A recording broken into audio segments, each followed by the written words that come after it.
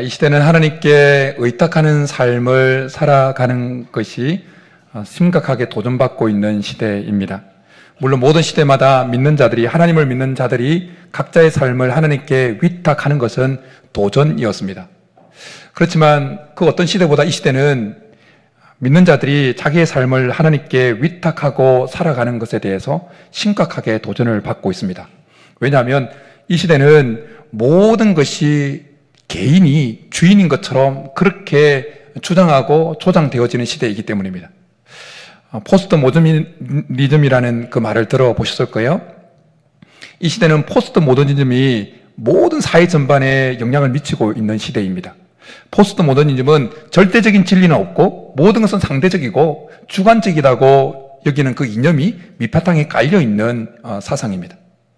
그래서 성도들은 주중에 살아갈 때 자기도 모르게 가랑비에 옷 젖듯이 TV를 보고 드라마를 보고 영화를 보고 사람들과 믿지 않는 자들 속에 살아가면서 그 절대자가 없는, 절대적인 진리가 없는 그 사상에 점점 그 생각이 젖어지게 된다는 겁니다. 그래서 우리가 하나님을 믿으면서도 하나님이 절대자라는 이 의식이 점점 희박해진다는 거예요. 그러나 변치 않는 사실은 우리 하나님은 절대자인 줄 믿습니다. 모든 것이 변화도 바뀌지 않는 기준처럼 우리 하나님은 절대 기준이십니다. 그러기에 우리가 그 하나님을 믿는 자로서 한 번 더 우리의 삶을 그 하나님께, 절대자이신 하나님께 온전히 위탁하는 것에 대해서 말씀을 나누면서 한 번 더 은혜를 받고 도전을 누리고자 합니다. 오늘 우리가 읽은 본문에는 자신의 삶의 모든 것을 하나님께 위탁한 두 사람이 등장합니다. 한 사람은 하나님의 사람 엘리야이고 또 한 사람은 사르밧 가보입니다. 오늘 본문의 배경은 북이스라엘의 아합이라고 하는 왕이 다스리던 때를 배경으로 하고 있습니다. 북이스라엘은 왕들이 다 악했습니다. 그러나 그 중에 아합 왕은 특별히 악했다고 성경은 말씀합니다.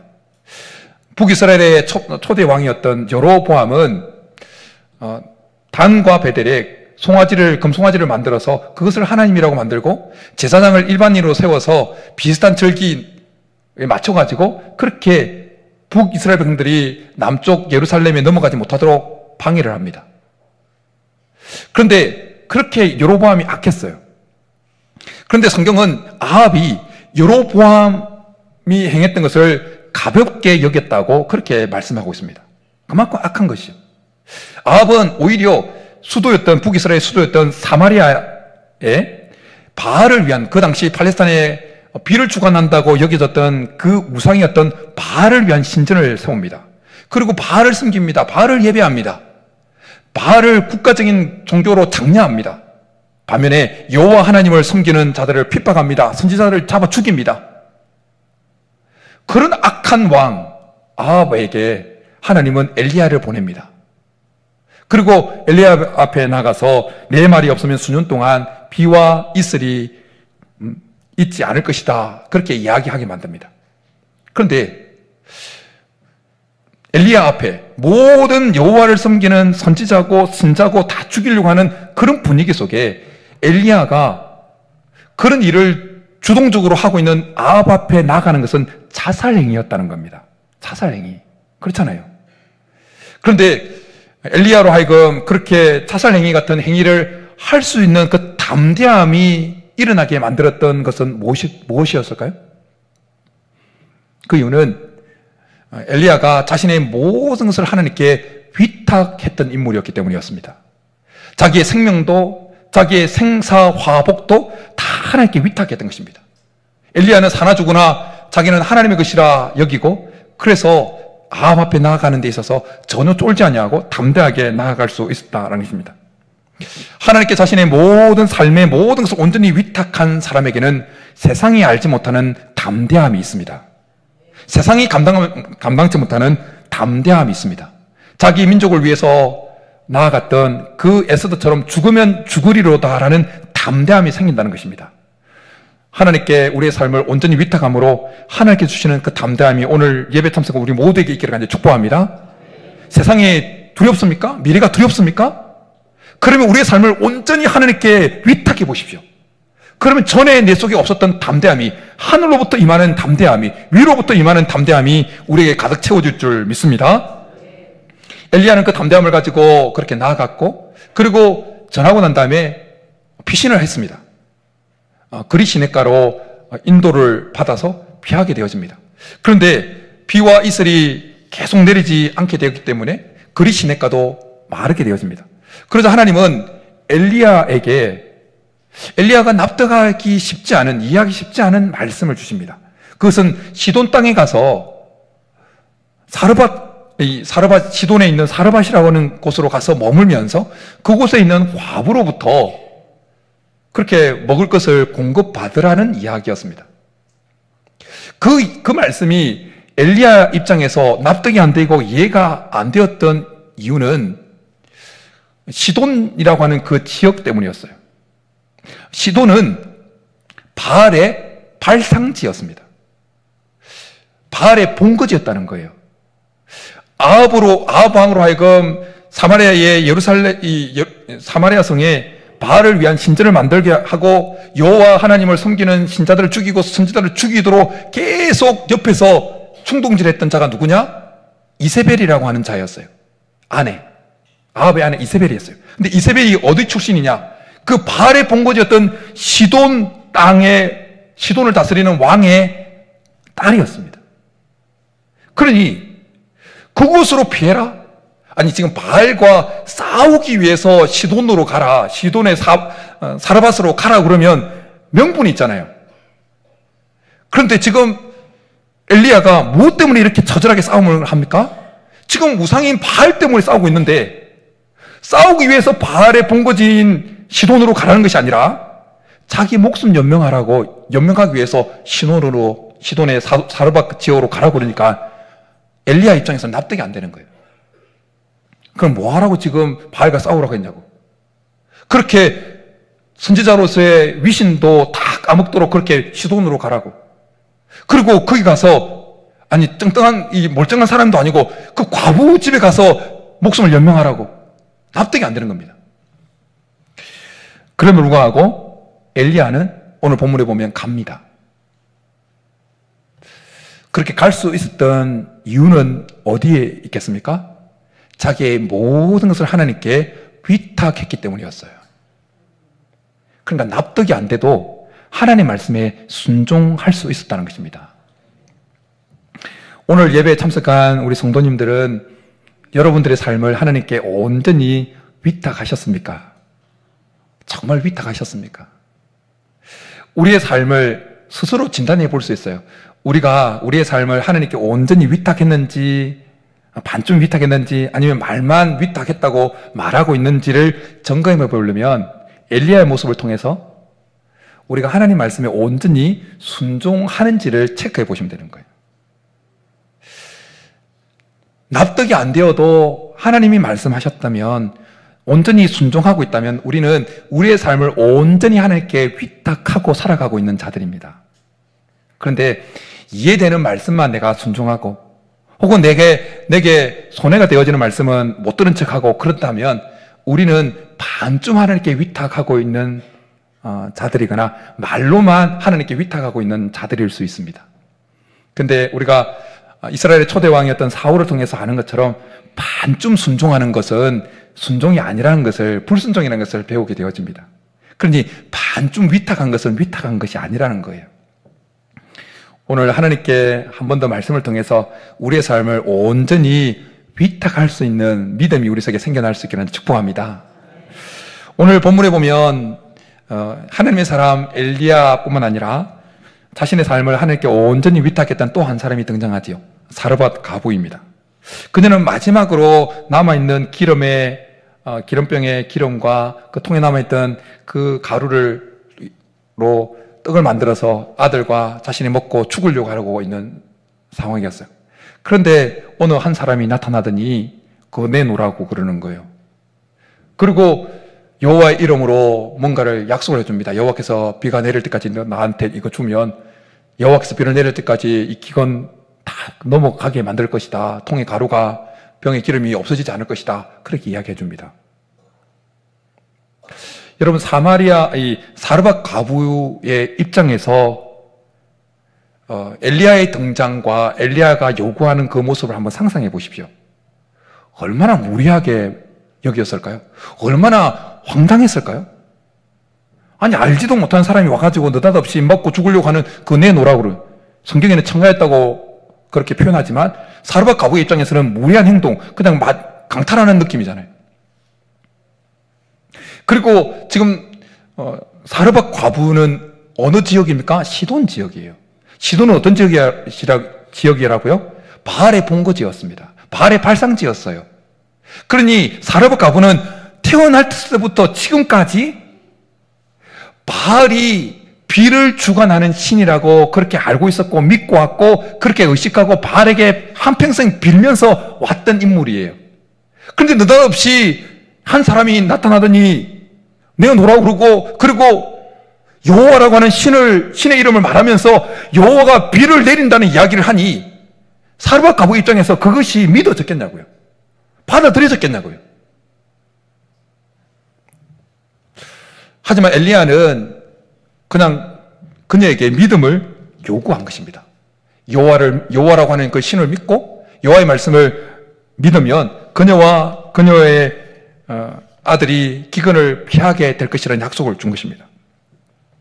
15절에 보면 사르밧 과부가 어떻게 행동했는지 이렇게 말씀합니다. 그가 가서 엘리야의 말대로 하였더니 이렇게 말씀합니다. 사르밧 과부는 엘리야를 통해서 주신 그 하나님의 말씀 앞에 믿음으로 반응해서 자신의 미래에 대한 모든 것을 그냥 다 위탁하게 된 것입니다. 우리가 하나님께 우리의 삶의 모든 것을 위탁했다는 것은 우리가 정말 하나님을 믿고 있다는 증거입니다. 여러분, 하나님 정말 믿으십니까?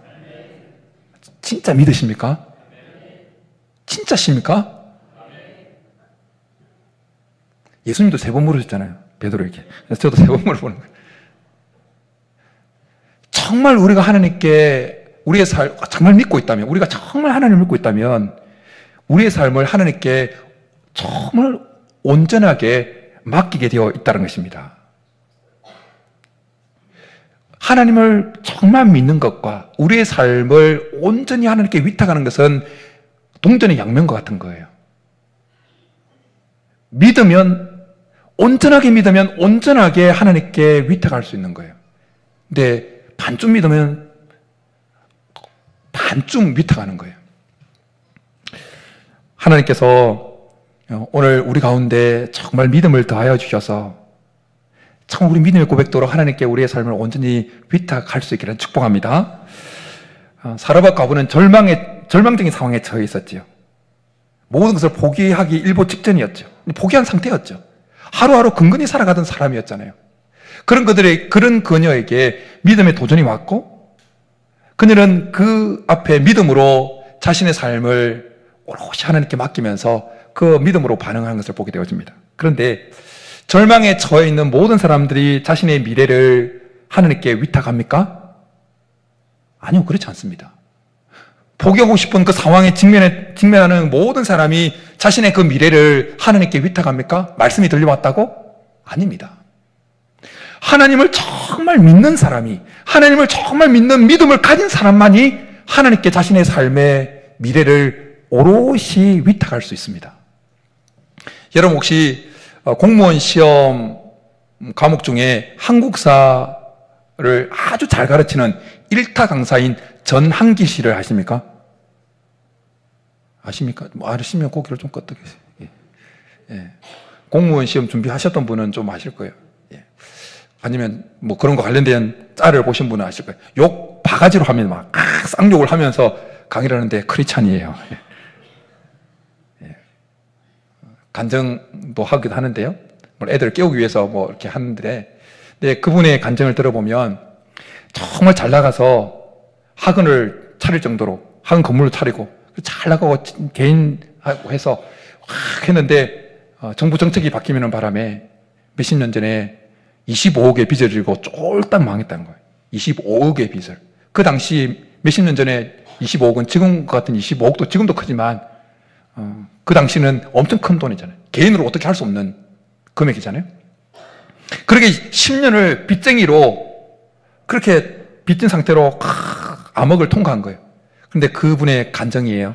그 어려운 시기를 이겨낼 수 있었던 것은 하나님께 자신의 모든 것을, 미래를, 모든 것을 오롯이 하나님께 위탁했던 신앙 때문이었다는 것입니다. 믿음이 있으니까, 하나님을 정말 믿으니까, 여호와 일이 하나님이라 믿으니까 자신의 지금 그 25, 어떻게 감당할 수 없는 그 모든 것들을 하나님께 오롯이 맡기면서 이겨냈다는 겁니다.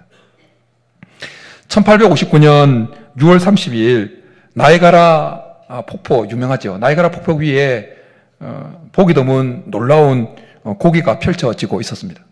48m 나이아가라 폭포 위에 줄이 쳐져 있고, 프랑스 고개사인 찰스 블론디라고 하는 고개사가 그 18km 되어지는 봉을 가지고 그 줄을 나이아가라 폭포 위를 쫙 걷는 거예요.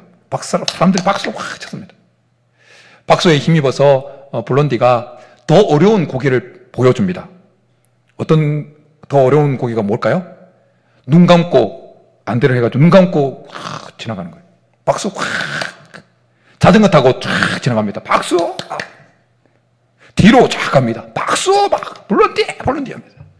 그 열기의 호응에서 이제는 자기가 더 어려운 고개를 보여주겠다고 말합니다. 그것은 사람을 등에 업고 지나가는 무기를 보여주겠다는 거예요. 사람들이 막 흥분했습니다. 이제 더 어려운 무기를 보여주겠다고 생각하고 와 흥분합니다. 그 흥분하는 그 관객들을 향해서 이렇게 블론디가 질문 던졌다는 거예요. 여러분은 내가 과연 사람을 등에 업고 이 폭포를 건널 수 있다고 믿습니까? 그러니까 사람들이 믿습니다. 와, 나이아가라 폭포 소리보다 더 큰 목소리로 믿습니다. 그러니까 그 믿습니다라는 소리를 듣고 블론디가 지원자를 모집합니다. 누가 있습니까? 다 고개를 숙여버려요. 처음에 믿습니다 하다가 지원자 있습니까? 고개 딱 숙여버려요. 지원자가 한 명도 없자 블론디가 한 사람을 지목합니다. 당신은 날 믿습니까? 그러자 지목받은 그 사람이 이렇게 말합니다. 난 당신을 믿습니다. 기꺼이 당신의 등에 업히겠습니다. 그리고 등에 업혔습니다, 실제로. 그리고 얼마나 떨렸겠어요. 업혔는데 결과는 어떻게 되겠을까요? 떨어지면 다 죽는 거예요, 나이아가라 폭포니까. 그런데 무사히 이렇게 왔다 통과합니다. 등에 업힌 상태에서. 그 사람 이름은 해리 콜고드라고 하는 블론디의 매니저였습니다.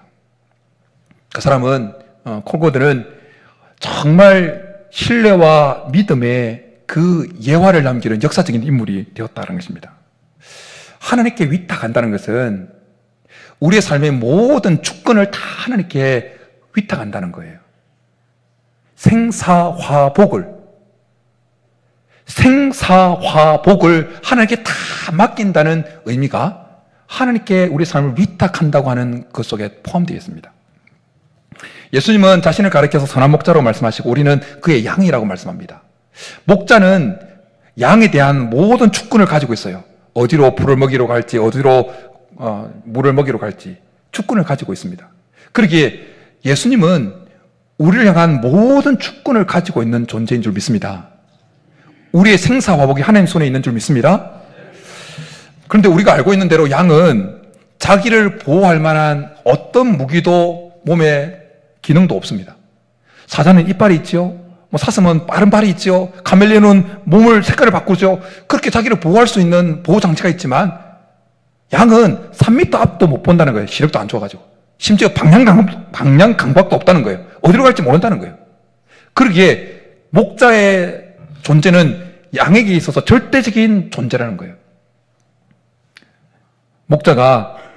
그런데 양이 목자의 존재를 부정한다면, 자기에게 주권이 양에게 있다는 것을 부정한다면 어떻게 되겠습니까? 자기 마음대로 가는 거예요. 이리때 가운데 물려 죽는 겁니다.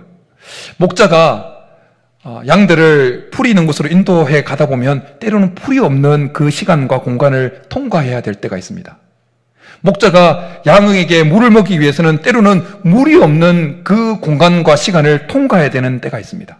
그때 양이 자기의 주권이 목자에게 있다고 여긴다면 계속해서 그냥 순종하며 따라갈 거예요. 그런데 자기에게 왜 자꾸 목자가 이런 어려운 시기를 보내? 그렇게 생각하는 양은 자기 마음대로 갈 겁니다. 여러분은 어떻습니까? 하나님께 온전히 여러분의 모든 것을 생사화복을 하나님께 위탁하고 살아가고 계십니까?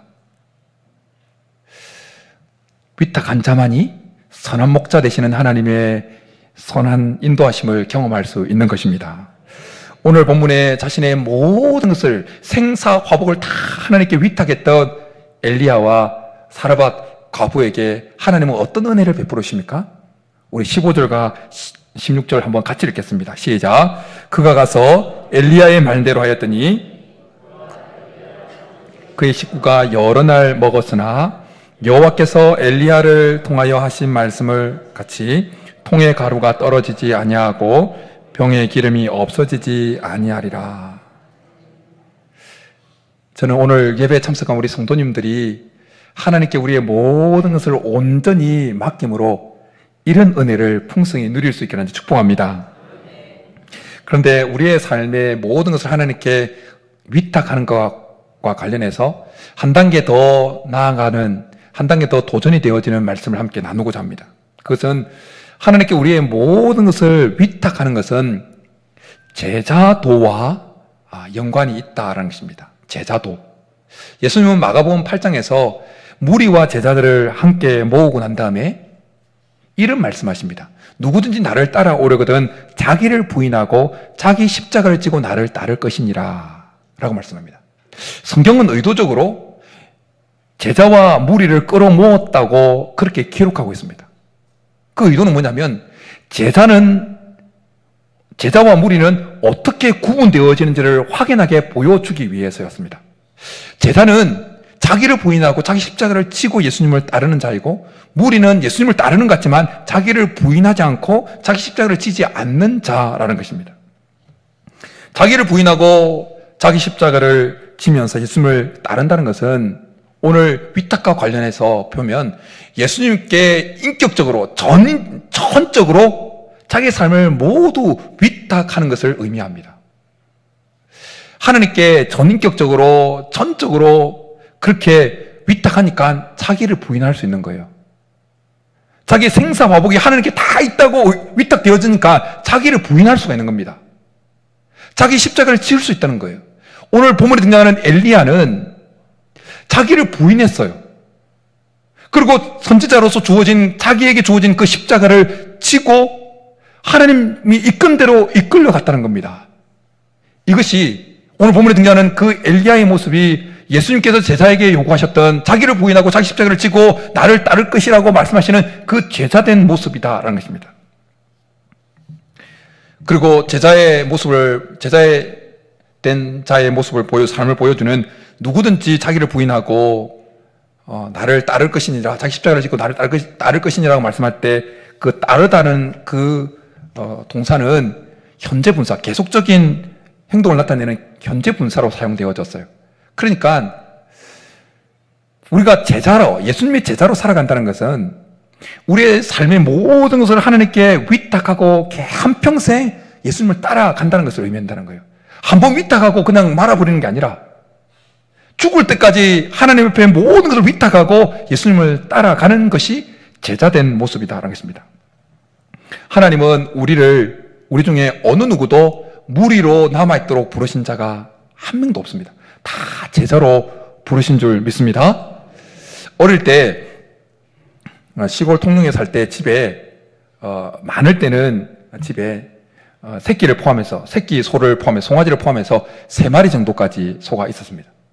그래서 새끼를 낳으면 이제 어느 정도 키워서 송아지 되어서 팔고, 그럼 그걸로 이제 목돈을 마련해서 이제 뭐 자녀들 등록금도 내고 뭐 생활비를 썼죠. 목돈이 보통 그렇게 했으니까요. 그런데 어떤 때는 새끼가 송아지가 되고 했는데도 팔지 않고 계속 키우는 때가 있었어요. 논밭을 가는 일소로 이용하려고요. 그런데 송아지에서 일소로 가기 위해서는 반드시 거쳐야 되는 과정이 있었습니다. 그게 뭡니까? 코를 뚫어서 코뚜레를 끼우는 것이었어요. 어릴 때 여러 번 봤거든요. 그냥 생사를 확 찔러버리는 거예요. 그럼 어떻게 합니까? 피가 쭉 흘러요. 너무 불쌍해 보였어요, 어린 마음에. 그 고통의 시간을 거치고 그 아물고 그러면 밥도 제대로 못 먹어요. 이 소가. 확 뚫으니까 피가 흐르니까. 그 아물고 하면 어떻게 됩니까? 이제 콧도리가 끼어지면 그 순간부터 그 소는 자기의 주권이 온전히 주인에게 넘어가 버리는 거예요. 코가 끼어지기 전에, 콧도리가 끼어지기 전에는 망나니처럼 막 날뛰는 거예요.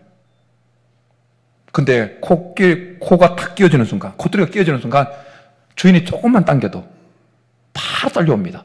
어린 제가 당겨도 딸려옵니다.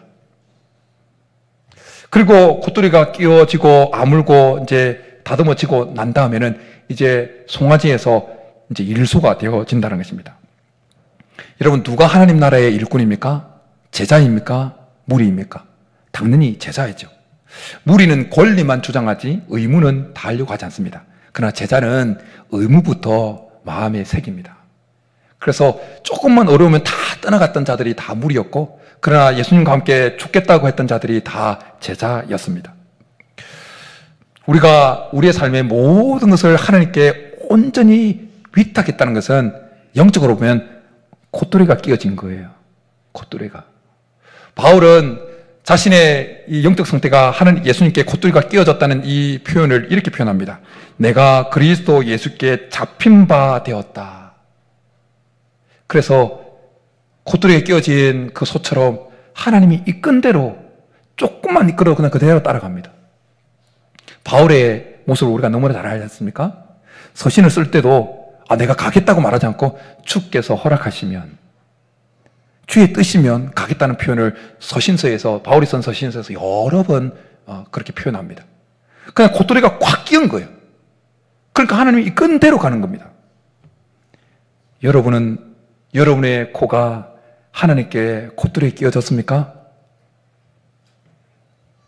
오늘 예배에 참석한 저와 여러분의 코가 정말 하나님께 꽉 끼어지기를 간절히 축복합니다. 그래서 우리의 모든 것을 하나님께 의탁할 수 있기를 간절히 축복합니다. 그런데 우리의 삶을 하나님께 온전히 위탁하는 것이 하루아침에 안 되죠. 목사인 저도 안 됩니다. 씨름해야 돼요. 계속 씨름해야 됩니다. 우리의 삶의 주권을 계속 하나님께 위탁하는 씨름을 계속 해야 된다는 거예요.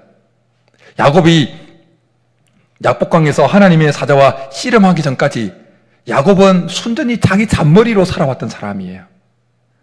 잔머리 굴려가지고 형이 받을 그 축복 빼앗고 잔머리 굴려가지고 또 외삼촌집 라반에 가서 또 잔머리 굴려가지고 뭔가 막 불리고, 약복강 앞에 이르기까지 하나님의 사자와 씨름하기 전까지 그 형 에스를 또 어떻게 피할까 또 잔머리 굴려가지고 또 지금까지 잔머리로 살아오는 대가예요. 잔머리 대가 야곱.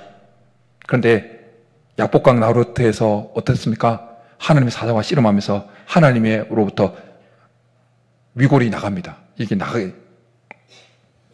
환도뼈가 위골되어집니다. 하나님이 확 쳐버리니까.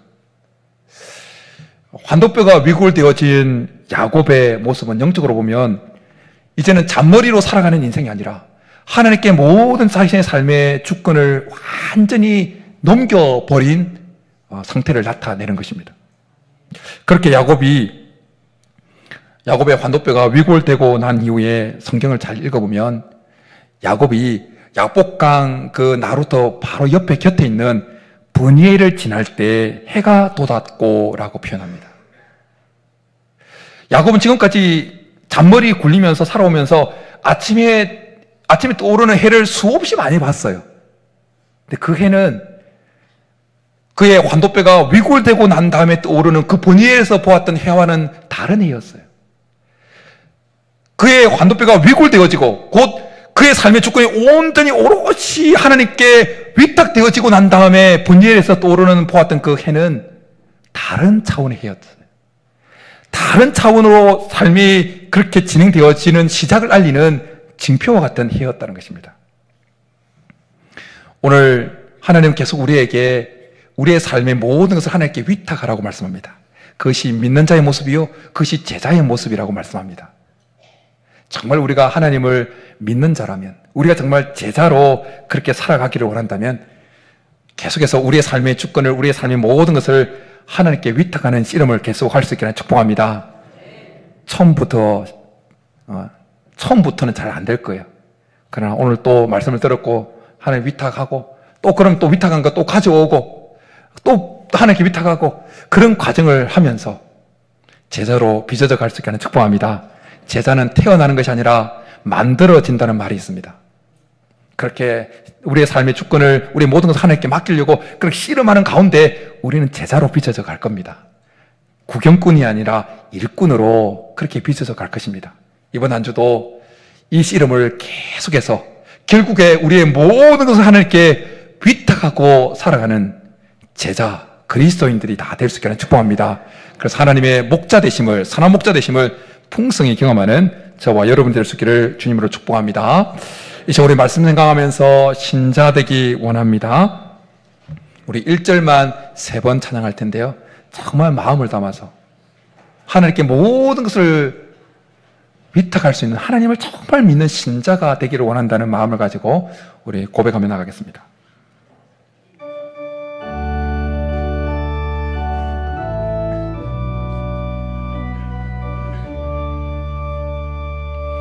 신자 되기 원합니다. 진심으로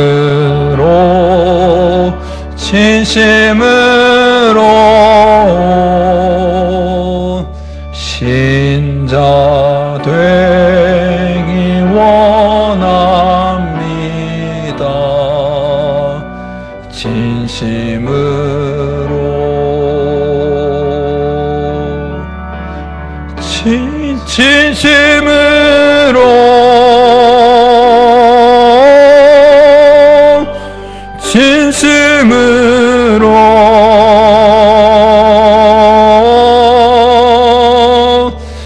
신자 되기 원합니다. 진심으로 신자 되기 원합니다. 신자 되기 원합니다. 진심, 우리의 모든 것을 하나님께 의탁할 수 있는 신자 되기 원합니다.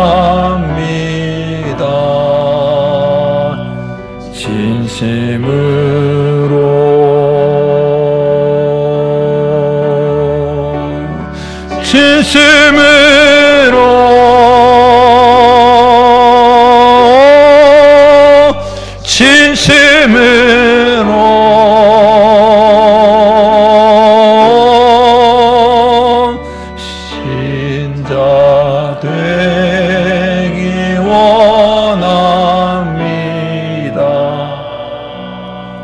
진심으로. 우리 마지막으로 우리 손 들고 한번 고백하겠습니다. 신자 되기 원합니다. 신자, 하나님을 정말 믿는 신자 되기 원합니다. 진심으로 신자 되기 원합니다.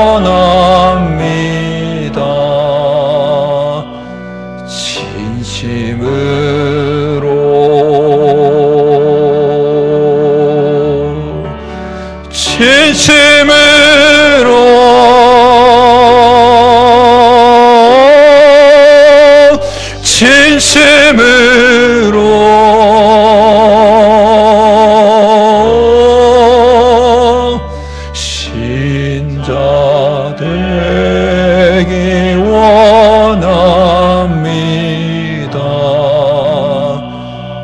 진심으로. 이 시간은 같이 한번 말씀 생각하면서 기도하며 나가겠습니다. 손을 든 채로, 높이 들지 않아도 괜찮습니다. 손을 하늘을 향하여 든 채로, 하나님, 이 손에 우리의 삶의 주권을 올려놓아서 하나님께 드립니다. 야복강의 야곱처럼 우리의 삶의 주권을 하나님께 올려드리는, 이양하는 그 씨름을 계속할 수 있는 믿음을 우리에게 주시고, 실패하더라도 포기하지 아니하고 또 우리의 모든 것을 온전히 하나님께 이양하는, 위탁하는 그 씨름을 계속해서 제자로 빚어져 가게 하시고, 구경꾼에서 일꾼으로 빚어져 가게 하시고, 하나님을 정말 믿는 신자로 빚어져 가는 은혜를 베풀어 달라고 우리 한번 주여 부르기도 나가겠습니다. 주여!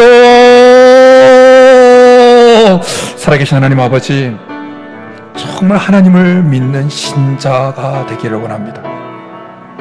하나님을 정말 믿기에 우리의 삶의 모든 것을 위탁하는 정말 신자 되기를 원합니다. 하나님, 우리의 모든 것을 하나님께 위탁함으로, 하나님 한 번은 또 한 번만에 되지 않는다 할지라도 야복강의 하나님 야곱처럼 하나님 우리의 삶의 주권을 하나님께 이양하기 위해서 계속 영적 씨름을 감당함으로 제자로 빚어져 가게 하시고, 정말 하나님을 믿는 신자로 빚어져 가게 도와주옵소서. 그래서 하나님, 결국에는 우리의 삶의 모든 것을 하나님께 위탁함으로 하나님 우리의 선한 목자가 되어주시는 그 은혜, 푸른 초장 실만한 물가로 인도해 주시는 그 은혜, 환난 때 어려움을 만난다 할지라도 하나님 통에 가루가 다하지 아니하고 병에 기름이 다하지 아니하는 그 복을 우리가 누리기를 원하오니, 주님, 우리를 신자되게 하여 주옵소서. 하나님을 정말 믿는 신자로 우리를 빚어 주옵소서. 주께서 도와주옵소서. 말씀드립니다. 하나님, 이 시간에 한 번 더 우리의 손 위에 우리의 삶의 모든 것을, 우리의 삶의 주권을 하나님께 내어드립니다. 하나님, 이번 한 번뿐만 아니라 야복강의 그 야곱처럼 우리의 삶의 모든 것을 하나님께 위탁하는 씨름을 계속할 수 있는 은혜를 베풀어 주옵소서. 그렇게 씨름하는 가운데 우리가 하나님을 정말 믿는 신자로 다듬어져 가게, 빚어져 가게 하시고 하나님의 제자로 빚어져 가게 도와 주옵소서. 그래서 결국 우리의 모든 것을 하나님께 위탁하고 살아가는 삶으로 하나님께서 우리의 선한 목자가 되어주시고, 우리는 하나님 나라를 위한 제자로, 일꾼으로 쓰임받는 그 복을 누리게 도와 주옵소서. 그렇게 해주기를 간절히 바라고 나오며 예수님의 이름으로 축복하며 기도드립니다. 아멘.